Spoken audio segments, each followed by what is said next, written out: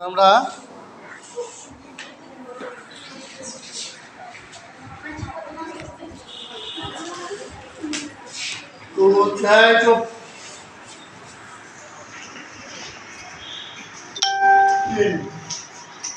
আগের 3 নাম্বার সূত্র 191 পৃষ্ঠা 191 পৃষ্ঠা নানা রকম আকৃতি আছে।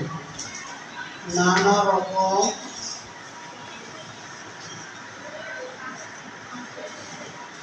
আকৃতি মাপি আকৃতি মাপি। 3 নাম্বারটা হচ্ছে একটা বর্গ দেওয়া আছে, এরকম একটা বর্গ, যে বর্গের এটা লেখা আছে 7 সেন্টিমিটার মনে হয়, আর এটা লেখা আছে 7 সেন্টিমিটার, অর্থাৎ বর্গের পরিসীমা। তাহলে চিত্র থেকে কি লিখবো? বর্গের পরিসীমা। বর্গের পরিসীমা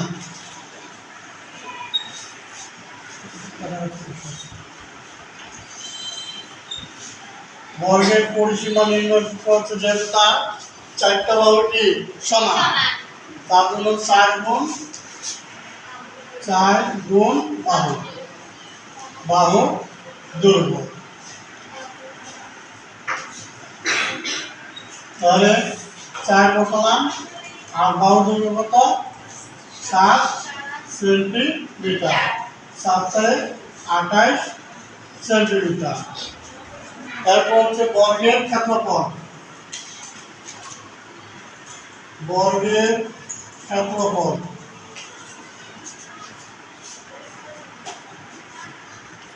এটা হবে বাহু হোল স্কয়ার। তাহলে বাহু কত? 7 হোল স্কয়ার, বর্গ সেন্টিমিটার। তাহলে 7 7 49 বর্গ সেন্টিমিটার। এই হলো আমার 3 নম্বর চিত্রটা। তাহলে আমরা 3 নম্বর চিত্রে এইভাবে লিখবো হচ্ছে 28, এই যে 28, এই যে 28 মান বের হয়েছে, আর এইভাবে লিখবো হচ্ছে 49 বর্গ সেন্টিমিটার। তাহলে তোমরা এরপরটা হচ্ছে আয়তক্ষেত্র না সেমি সার্কল, বৃত্ত, অর্ধবৃত্ত। দেখো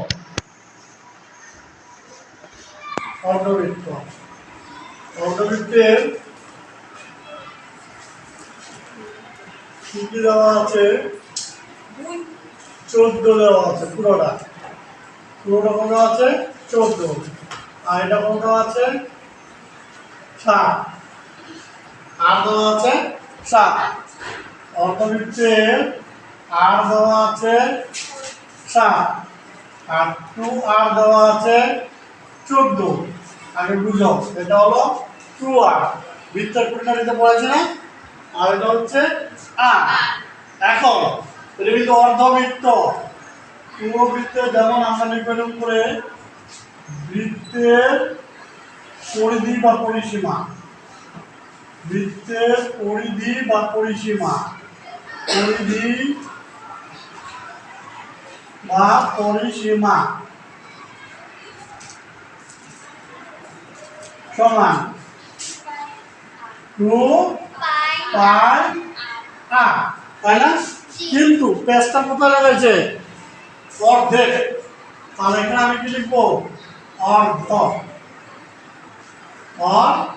এভাবে এটা লিখবো অর্ধেক বৃত্তের পরিসীমা। তাহলে এখানে কি হবে? ছিল, তাহলে এখানে হবে অর্ধেক, এখানে অর্ধেক, এখানে অর্ধেক। এখন কি করবো?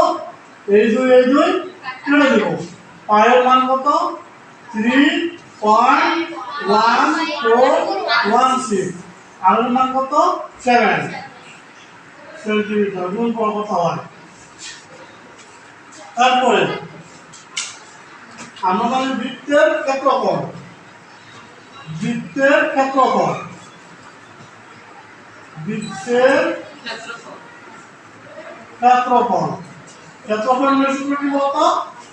পাই আর স্কয়ার। কিন্তু এটা কি অর্ধেক না? তাহলে এখানে কত দিব? অর্ধেক। আর এখানে দিব অর্ধেক। তাহলে অর্ধেক লিখলাম। পায়ের মান হচ্ছে 3.1416, আর এর মান হচ্ছে 7 হোল স্কয়ার। কেমন আছে?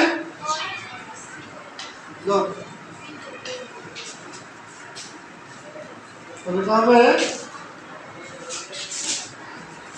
3.1416 into 7, এটা হবে 21.9912, 9912। আর এটা হবে হচ্ছে 7 into 7 into 3.1416 সমান এত, আর 2 দিয়ে ভাগ দেবো।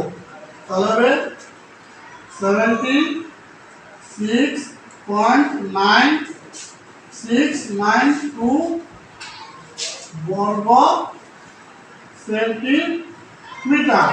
এখন আমরা যে আমাদের বইটা আছে, তাহলে বইয়ে এই পরিসীমা করে লিখবো এটা, আর ক্ষেত্রফল যে আছে ক্ষেত্রফলের জন্য লিখবো এটা। ঠিক আছে? তো তোমরা এখন কি করো, লেখো।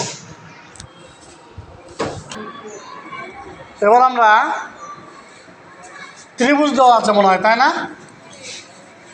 ত্রিভুজেরটা বের করবো। খেয়াল করো, একটা ত্রিভুজ দেওয়া আছে এরকম করে। ত্রিভুজ উচ্চতা কত দেওয়া আছে? কত উচ্চতা? উচ্চতা কত দেওয়া আছে? 4.8। তাহলে 4.8 সেন্টিমিটার। ভূমি কত দেওয়া আছে? 10, মানে নিচে কত আছে? 10 সেন্টিমিটার। এই পাশে কত দেওয়া আছে? 6 সেন্টিমিটার। এই পাশে কত দেওয়া আছে? 8 সেন্টিমিটার। এখন আমরা যদি কোনো ত্রিভুজের পরিসীমা বের করতে চাই, পরিসীমা বের করার নিয়ম হচ্ছে এই বাহুর যোগফলটাই হচ্ছে তার পরিসীমা। আবার বলছি, এই বাহু এবং এই বাহুর পরিমাপের যে যোগফলটা, সেই যোগফলটাই হবে কি? পরিসীমা। তাহলে কি লিখবো আমরা? ত্রিভুজের পরিসীমা সমান ত্রিভুজের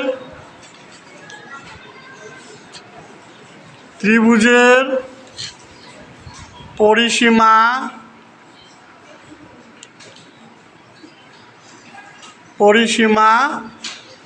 সমান 3টা বাহুর যোগফল করব।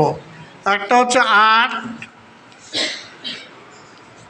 একটা হচ্ছে 10, আরেকটা হচ্ছে 6 সেন্টিমিটার। তাহলে এখন এটা লিখলাম, তাহলে যোগ করলে কত হবে আমার? 24 সেন্টিমিটার গেল এটা, তাই না? ত্রিভুজের পরিসীমা কত বের হলো? 24 সেন্টিমিটার। এরপর লিখবো ত্রিভুজের ক্ষেত্রফল।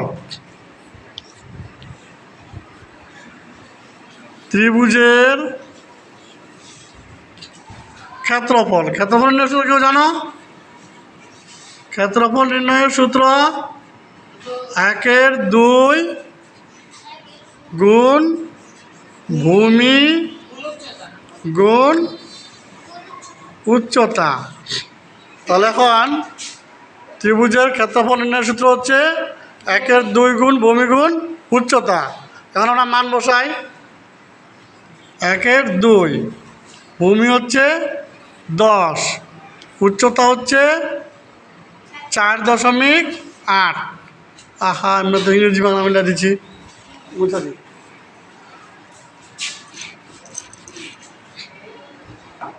তাহলে এখানে হবে হচ্ছে 1/2 সমান 1/2 ইন্টু 10 ইন্টু 4.8। এখন আমার হচ্ছে 1/2 আর 4.8 কী হবে, গুণ হবে। প্রথমে 4.8 গুণ 10 তাহলে সমান হচ্ছে 48 ভাগ 2 সমান হচ্ছে 24। তাই এটার ক্ষেত্রফল হবে 24 বর্গ সেন্টিমিটার। তাহলে এবার আমরা আমাদের যে বই আছে, বইয়ের একই নিয়মে পরিসীমার করে কত লিখব, পরিসীমার করে লিখব 24 আর ক্ষেত্রফলের করে কত লিখব 24 সেন্টিমিটার। তোলা হচ্ছে এটা, এটা শেষ করে দিলাম।